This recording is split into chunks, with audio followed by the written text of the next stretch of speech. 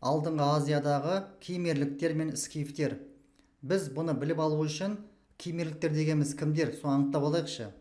Кемерліктер өмір сүрген уақыты біздің заманымыздан бұрынғы 8-7 ғасырларда өмір сүрген аймағы Қара теңіз жағалауын мекендеген. Мына карта бойынша көріп отырмыз. Үстін картаны назар аударатын болсақ, мынау бізде кемерліктердің орналасқан жері. Мынау біздерде Қара теңіз, мынау біздерде Каспий теңізі. Сонда Каспий мен Қара теңіздің солтүстігінде осы кемерліктер орналасқан екен.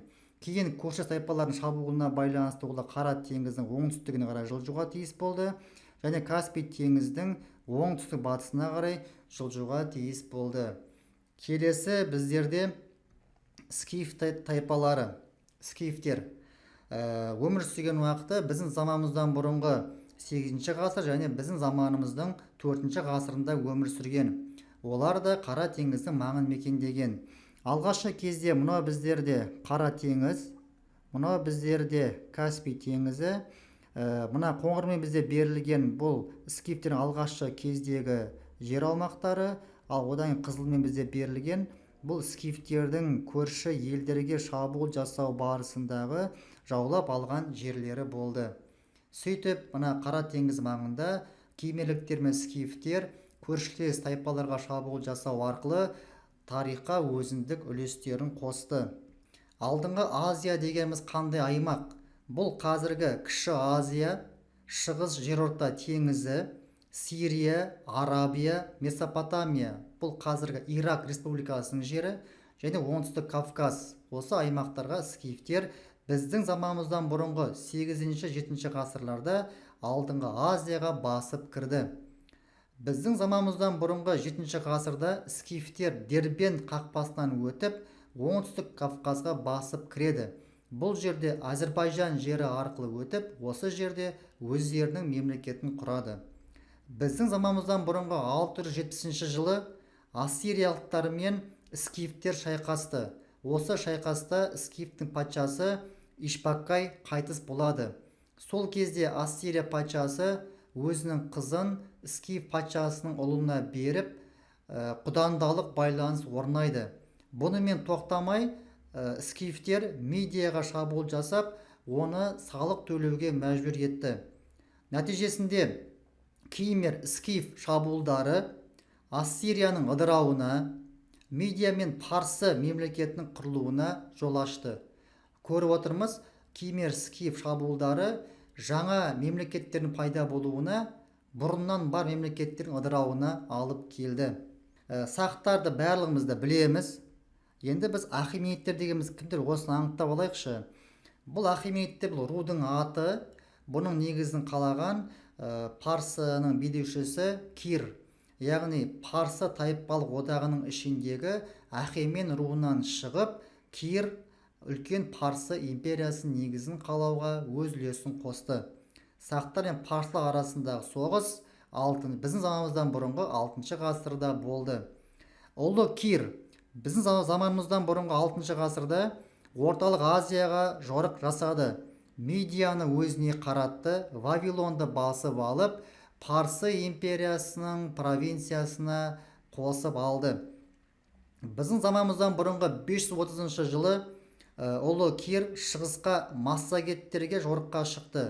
Осы жорықта барлығымызды білеміз, Тамирис бастаған массагет тайпалары Кирдің әскерлерін тас талқан қылып жеңіп, ақырында Кирдің басы алынған болатын. Сонда Кир шабуыл жасаған сақ тайпасы деген сұрақ келетін болса, біз массагет тайпасы деп белгілеп жібереміз. Келесі, оның мұрагері 1 Дарий кезінде біздің заманымыздан бұрынғы 519 жылы Сақ Теграхауттарға шабуыл жасады. Бұл кезде Сақтың патшасы Үскунха болатын, бірақ Үскунға тұтқынға түсіп, Сақтар жеңіліс тапты. 1 Дарийдің тағы екінші жорығы біздің заманымыздан бұрынғы 518 жылы Сақтарға тағы екінші мәрте жорық жасайды. Бұл жорықта Сақтың жауынгері әрі сарбазы Шырақ Дарий әскерінің алдынан шығып, оларды алдап, адастырып, Парсы әскерінің көпшілігі далада қырылып қалған болатын. Бұл жерде сақ әскері жеңіске жетті. Бірінші Дарий әрең дегенде өз еліне жеткен болатын. Сонда біздерде бірінші Дарий шабуыл жасаған сақ тайпасы деген сұрақ келетін болса, біз сақ Тиграхауда немесе Тиграхауда сақтарын белгілеп жібереміз. Осы бірінші Дарий өзінің жорығы барысында осы сақ әскерінің ішінен 10.000 ажалсыз сақ әскерін өзіне бірге парсы еліне алып кеткен болатын. Осы 10.000 ажалсыз сақ әскері парсы әскерінің құрамында басқа шайқастарға қатысты, әсіресе марафон шайқасына қатысты. Осы марафон шайқасында парсы әскері гректермен шайқасып, парсы әскері жеңіліске ұшыраған болатын. Сақтар мен Александр Македонский. Бұл сақтар мен Македонский арасындағы шабуыл, үлкен соғыс біздің заманымыздан бұрынғы 4 ғасырдың 30 жылдарында болды. Ең үлкен шайқастың бірі Гавгамела шайқасы. Бұл шайқаста Александр Македонский Парсы империясының билеушісі 3-ші Дарий әскерімен шайқасып, оны жеңіп шығады. Осы шайқастан кейін Александр Македонский ұлы даланың, Азияның билеушісіне айналды. Сонымен қатар скифтердің өздері де, дақтар да, олардың аттары да сауытпен қорғалған деп жазған тарихшы Арианның деректерін де айтуымызға болады. Осы орталық Азияға басып кірген Македонский әскеріне қарсы соғды, Бактрия, сақ тайпалары партизан қозғалысын ұйымдастырды. Бұл партизан қозғалысының қаһарманы, ұйымдастырушысы Спитамен болды.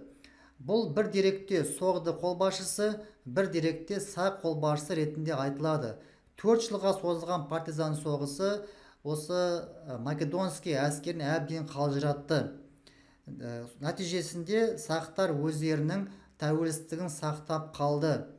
Яғни партизан қозғалысы, Македонский осы партизан қозғалысынан кейін өзінің әскерін кері алып кетуге тура келді. Ғұндар мен Қытай империясы. Бірінші ғұндар дегеніміз кімдер? Ғұндар түріктің арғы бабалар ретінде айтылады. Ғұн империясының негізін қалаған Мөде Шануи болып табылады. Біздің заманымыздан бұрынғы 209 жылы немесе 3 ғасырда Мөде ғұн державасының негізін қалады. Кейін біздің заманымыздың 1 ғасырында ғұндар қытайлықтардың шабуылынан екіге бөлініп кетті. Біріншісі оңтүстік ғұндар, екіншісі солтүстік ғұндар. Солтүстік ғұндардың билеушісі Тжи Қытайға бағынбаймыз деп батысқа қарай қоныс аударды.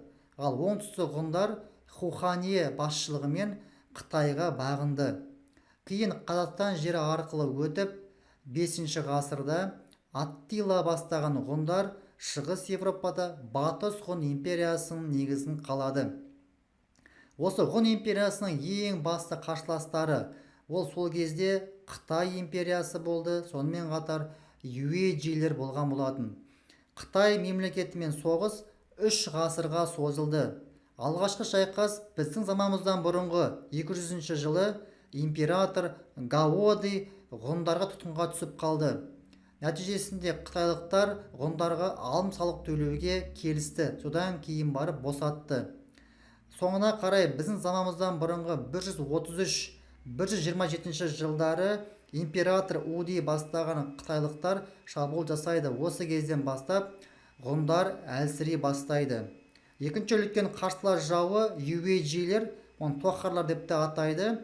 Ғұндар мен юэджи арасындағы соғыс 4 ғасырға созылды. Нәтижесінде біздің заманымыздан бұрынғы 165 жылы ғұндардың толық жеңісімен аяқталды. Юэджилер Орталық Азия жерінде қала алмай, оңтүстікке қарай созылып, Орта Азия жерінде Кушан мемлекетін құрды. Солтүстік ғұндар Шығыс Қазақстан мен Жетісуға келіп, өзінің Юэбан мемлекетін құрады. Бұл мемлекеттің өмір сүрген уақыты 2-5 ғасырдың аралығы.